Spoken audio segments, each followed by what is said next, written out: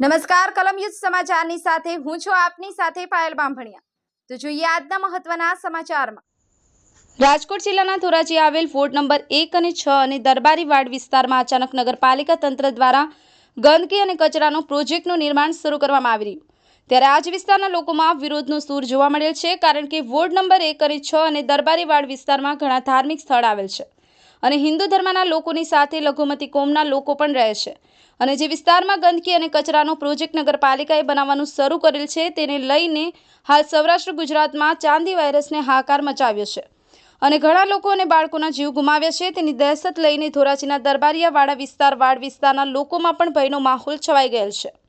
આ કચરા અને ગંદકીનો પ્રોજેક્ટ બનાવવાથી વોર્ડ નંબર 1 અને 6 વિસ્તારમાં લોકો ઝપટમાં આવી જવાની નોબત ન આવે અને લોકો બીમારીઓમાં ન આવે તે માટે વિરોધ પ્રદર્શન કરેલ અને નગરપાલિકા તંત્ર હાયના નારાઓ લગાવવામાં આવેલ અને પોતાનો વિરોધ અને રોષ વ્યક્ત કરેલ અને તેના વિસ્તારમાં નગરપાલિકા તંત્ર દ્વારા ગંદકી અને કચરાનો પ્રોજેક્ટ ન બનાવવામાં આવે અને તેની જગ્યાએ આંગણવાડી અથવા તો કોમ્યુનિટી હોલ બનાવવામાં આવે તેવી માંગ અને રજૂઆત કરવામાં આવેલ અને જો ધોરાજી નગરપાલિકા તંત્ર તેમ છતાંય જો કચરા અને ગંદકીનો પ્રોજેક્ટ આપવામાં આવશે તો ઉગ્ર આંદોલન પણ કરવામાં આવશે તેવી ચીમકી ઉચ્ચારેલ છે અને આમ ધોરાજી નગરપાલિકા તંત્ર અને દરબારિયાવાડ વિસ્તારના લોકો આમને સામને આવી ગયા હોય તેવી પરિસ્થિતિ સર્જાઈ ગઈ। જયંત વિસુડા, કલમ યુદ્ધ સમાચાર, ધોરાજી। મારું નામ જાવીદભાઈ હોથી ગેરેજવાળા। શું કહેશો જાવીદભાઈ, પ્રોજેક્ટ બની રહ્યો છે? આ પ્રોજેક્ટમાં જે કચરાનો પ્રોજેક્ટ થાય છે એનાથી જે ગંદકી ફેલાય તો આડોશ પાડોશમાં બધા બીમાર પડે અને આ અત્યારે વાયરસ ચાલુ છે ચાંદીપુરા, અમારા બાળકોનો જાનનો ખતરો છે। આ વહેલી તકે આ બંધ થવો જોઈએ એવી અમારી નમ્ર વિનંતી છે। શું બનાવવાની માંગ છે? અને અહીંયા પાડોશમાં કોમ્યુનિટી હોલ બને, આંગણવાડી બને, એવું કઈ બને તો અમારા બાળકોને પણ ઉપયોગી થાય। તમારી માંગ પૂરી સ્વીકારવામાં નહીં આવે તો? જો માંગ સ્વીકારવામાં નહીં આવે તો અમે આંદોલન કરશું ને ઉપવાસ ઉપર બેસશું।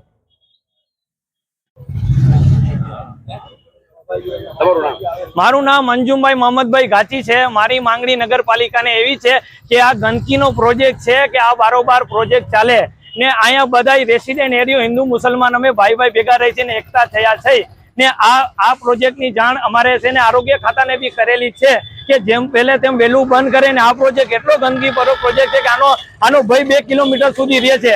ના કોઈ સુઈ શકે ના કોઈ બેસી શકે। નગરપાલિકાને માંગણી અમારે એવી છે કે વહેલામાં વહેલો આ પ્રોજેક્ટને બંધ કરે, નકર આમાં જનસન આંદોલન લેવામાં આવશે ને સારો પ્રોજેક્ટ મૂકે, કોઈ આંગણવાડી છે કે કોઈ કોમ્યુનિટી હોલ છે કે હિન્દુ મુસલમાન એકતાને એનો લાભ થાય। આની પહેલા આંગણવાડી હતી, તે આંગણવાડી છોકરા અંદર બેસતા હતા અને અંદર ભણતા હતા, એ આંગણવાડી બંધ કરાવી ને આવો ગંદકીનો પ્રોજેક્ટ નગરપાલિકાએ ચાલુ કર્યો છે તો એની પહેલા એને આનો વિચાર કરવો જોઈએ કે આજુબાજુમાં આટલા માણસો રહે છે તો આટલા બાળકો રહે છે એનું શું થશે। એમ અમે હિન્દુ મુસલમાન ભાઈ અહીંયા ભેગા થયા છે ને જેમ બને તેમ આ પ્રોજેક્ટને વહેલામાં વહેલો બંધ કરે ને આના પૂરતો અમારે ગમે ત્યાં જવું પડશે, અમે જાસી ને જનસન આંદોલન કરશી ને ચાંદીપુરા વાયરસ ચાલી રહેલો છે, વાયરસને ધ્યાનમાં રાખી ને સરકારશ્રીને અમારી નમ્ર વિનંતી છે કે આ રેસિડેન્ટ એરિયામાં આ વાયરસ ના ચાલે, કેમ કે ઓલરેડી આ એરિયામાં એટલી ગંદકી છે એને સાફ કરવામાં અમારી બી વિનંતી છે ને આ પ્રોજેક્ટને બંધ કરે વહેલામાં વહેલો અમારી નગરપાલિકાને નમ્ર વિનંતી છે। જય હિન્દ, જય ભારત।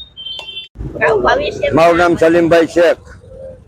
અમારી આ પ્રોજેક્ટ બંધ કરીને અમારી માંગણી છે કે ભાઈ અહીંયા અમને કોમ્યુનિટી હોલ બનાવી આપે, બાકી અહીંયા બીજું કોઈ વસ્તુ બનાવે નહીં, કારણ કે ગંદકી વાળો કોઈ પણ જાતનો પ્રોજેક્ટ થવો ના જોઈએ।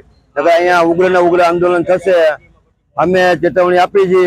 નગરપાલિકા વિસ્તાર અમારો વિસ્તાર ચમાલીપા વિસ્તાર વોર્ડ નંબર 1 વોર્ડ નંબર 6 દરબારી વાળામાં આ પ્રોજેક્ટ બંધ કરવામાં આવે એવી અમારી નમ્ર વિનંતી છે। પ્રોજેક્ટ બનાવવામાં આવે છે, શું તકલીફ પડશે? અહીંયા કચરા ગંદકીનો પ્રોજેક્ટ, પાર્સલ પેકિંગ બનાવવાનો પ્રોજેક્ટ બનાવવામાં આવે છે, તેને રોકવા માટે આજે અમારા વોર્ડ નંબર 1 અને વોર્ડ નંબર 6 ની પબ્લિક ભેગી થયેલ છે। તો આ રોકવા આપ સાહેબને અમારી નમ્ર અરજ છે કે આને જલ્દી જલ્દ આ પ્રોજેક્ટ અમારો બંધ કરવા આપની મહેરબાની, નહીતર અમારો આ કાર્યક્રમ ગાંધીજીના માર્ગે ચાલશે અને જલદ આંદોલન કરવામાં આવશે। આ પ્રોજેક્ટ ચાલુ થાય તો લોકોને આરોગ્યમાં ચેડા થાય, લોકો બીમાર પડે, આની જીવાતો આની ગંધો કોઈ બરદાસ્ત ના કરી શકે। અને આ પ્રોજેક્ટ મેં પોતે રાજકોટ જોઈ ચૂક્યો છું, ત્યાં ગંદકી ફૂલ હોય છે અને જે જીવાતો લાંબી જીવાતો છોકરાઓને કરડે તો છોકરાઓ અહીંયા મોત નીપજે। આના મોતના આમાં કોઈ પણ જાતની આરોગ્ય ખાતામાં મોત થઈ જાય તો એનો જવાબદાર કોણ તે જવાબ અમને આ લોકો આપે.